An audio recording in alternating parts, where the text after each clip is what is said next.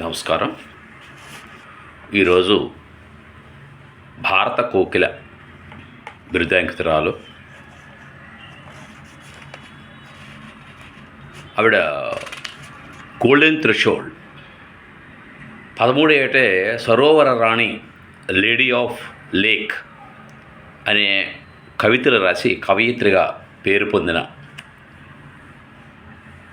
స్వాతంత్ర సమరయోధురాలు సరోజినీ నాయుడు గారి యొక్క జయంతి రోజు. ఎంచేయంటే మహిళా లోకానికి ఎంతో స్ఫూర్తి ఆమె. ఎంచేయంటే ఇటు రాజకీయ రంగంలో కానీ, సామాజిక సేవలో కానీ, సాంస్కృతికంగా కానీ, సాహిత్య రంగంలో కానీ ఆవిడ సేవలు చేశారు. అంటే ఎందుకు చెప్తున్నానే అంటే ఆవిడ గురించి యువత, ముఖ్యంగా ఆడవాళ్ళు, మహిళలు ఎంతో తెలుసుకోవాలి. ఆవిడ యొక్క కాంట్రిబ్యూషన్స్ ఏమిటి అనేది మనం తెలుసుకోవాలి. భారతదేశానికి స్వతంత్రం వచ్చిన తర్వాత మొట్టమొదటిగా ఉత్తరప్రదేశ్కి గవర్నర్గా నియమించబడిన వ్యక్తి ఆవిడ. అదే కాకుండా ఆవిడ జాతీయ కాంగ్రెస్కి కూడా 1925 సంవత్సరంలోనే ప్రెసిడెంట్గా, అధ్యక్షురాలుగా చేశారు.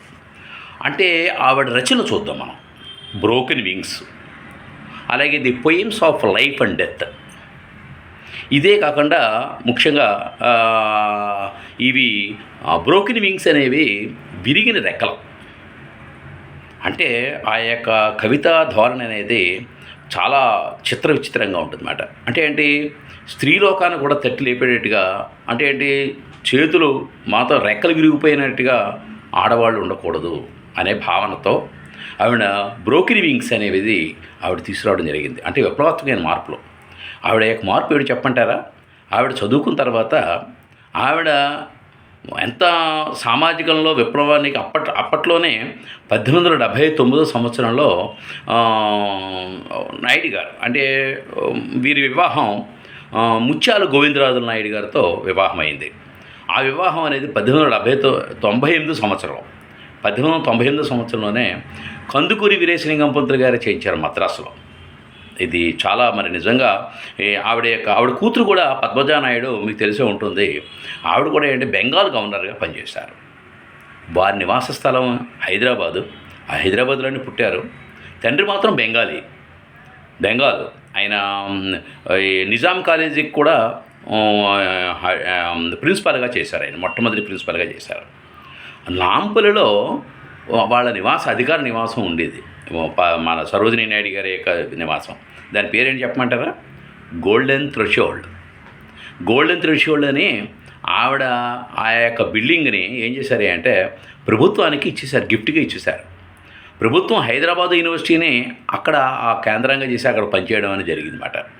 అంటే ఒక హైదరాబాదు యూనివర్సిటీకి క్యాంపస్ కొన్ని కోర్సెస్ అక్కడి నుంచి చేయడం జరిగింది. అంటే ఒక యూనివర్సిటీకి ఆవిడ దానం ఇచ్చేశారన్నమాట. అంటే ముఖ్యంగా హైదరాబాదులో ఉన్నటువంటి మన నివాస ప్రాంతం ఉన్నటువంటి గోల్డెన్ థ్రెషోల్డ్ కూడా ఆవిడ యొక్క కవితల్లో ఒకటమాట. ఈ కవితలు ఏంటంటే ముఖ్యంగా మనం చెప్పవలసింది ఏంటంటే ఈ యొక్క పాలాంక్విన్ బ్యారర్స్ మీరు విన్నారా ఒకసారి ఎప్పుడైనా? పాలాంక్విన్ బ్యారర్స్ అని మేము చిన్నప్పుడు పిల్లల పాఠాలు చెప్పేవాళ్ళం, ఇంగ్లీష్లో ఉండేది పాలాంక్విన్ బ్యారర్స్ అనేది. అంటే పల్లకి మోసేటప్పుడు వాళ్ళు ఆ పడే కష్టం ఎంత అనేది లోపల కూర్చుని వాడు తెలియదు. వాళ్ళు ఆ శ్రమను మర్చిపోవడానికి వాళ్ళు ఏమంటారు అంటే ఓం ఓం వడ్డీ పరకం, ఓం ఓం వడ్డీ పరకం అని ఒక పాట పాడుతూ వాళ్ళు ఏం చేస్తారంటే మోస్తుంటారు. అంటే గ్రామీణ ప్రాంతాల్లో కూడా ఎక్కువగా ఏంటంటే వివాహ సమయాల్లో కన్యల్ని తీసుకొచ్చేటప్పుడు కానివ్వండి, లేదా వివాహం అనంతరం వధూవరుల్ని పల్లకీలో ఊరేగించడం కానీ, మనకి ఏంటంటే స్వామిని ఊరేగించడం అనేది చూస్తుంటాం. దేవుడిని పూజ కళ్యాణం అయిపోయిన తర్వాత స్వామిని పల్లకీ సేవ చేయడం అనేది జరుగుతుంది. కానీ ఆ కాలంలో అది ఇక్కడ పెళ్ళైన వధూవరులను కూడా వాళ్ళు పల్లకీలో ఊరేగించడం అనేది ఒక సాంప్రదాయంగా ఉంది. దాన్ని ఈవిడ నిరసించడం అనేది కూడా జరిగిందన్నమాట. అంటే ఏంటి, ఒకళ్ళు కూర్చోవడం ఏంటి, ఇంకొకరు మోయడం ఏంటి, అది ఎంత కష్టం అది. అంటే ఏంటి సామాజికంగా కూడా ఈవిడ సోషల్ రిఫార్మర్.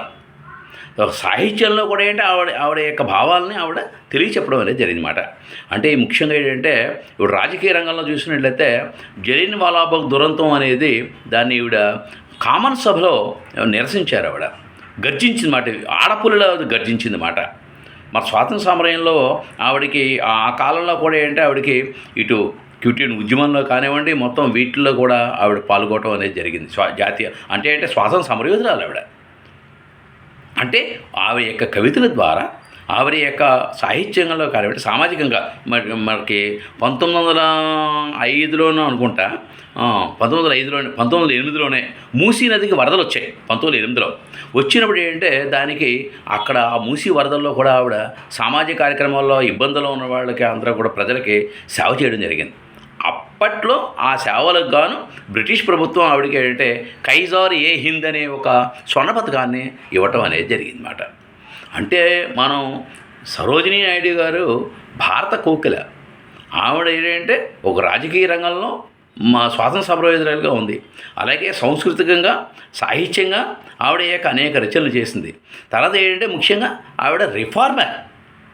అంటే ఇన్ని కాంట్రిబ్యూషన్స్ ఉండమూలనే అంటే ఆవిడ గురించి మనం తెలుసుకోవాల్సిన బాధ్యత ఎంతైనా ఉంది.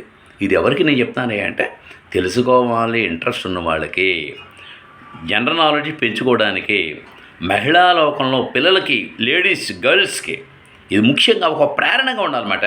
అంటే ఏంటి ఈ యొక్క ఆవిడ కెనడాలోను, యుఎస్ఏలోను, దక్షిణాఫ్రికాలోను భారతీయులు పడే బానిసలుగా ఉన్నప్పుడు దాన్ని కూడా ఇవి నిరసించడం అనేది జరిగిందన్నమాట. అంతే అంటే ఈ రోజుని వారి జయంతి కాబట్టి 1879లో హైదరాబాద్లోనే పుట్టారు ఆవిడ. ఫిబ్రవరి 13వ తారీఖునే పుట్టారు. అంటే అటువంటి వాడి గురించి మనం తెలుసుకోవడం ఏంటంటే మనం ఇచ్చి ఆవిడకి ఒక నిజమైన నివాళి ఇదే నేను అనుకుంటున్నాను. ఒక రాజకీయ శాస్త్ర అధ్యాపకుడిగా, ఒక విద్యార్థిగా, నిత్య విద్యార్థిగా, అటువంటి భారత రాజకీయాల్లో ఏ పార్టీలో ఉన్నా సరే భారత స్వాతంత్ర సమరానికిలో పాల్గొని వాళ్ళ యొక్క కాంట్రిబ్యూషన్స్ ఇచ్చిన వాళ్ళని మనం స్మరించుకోవడం ఒక మంచి పౌరుడిగా మన అందరి యొక్క బాధ్యత. మరి మీరేమంటారు? దీని మీద కామెంట్ చేయండి. మరి నా యొక్క ఈ వీడియో మీకు నచ్చినట్లయితే సబ్స్క్రైబ్ చేయండి, లైక్ చేయండి, కామెంట్ చేయండి.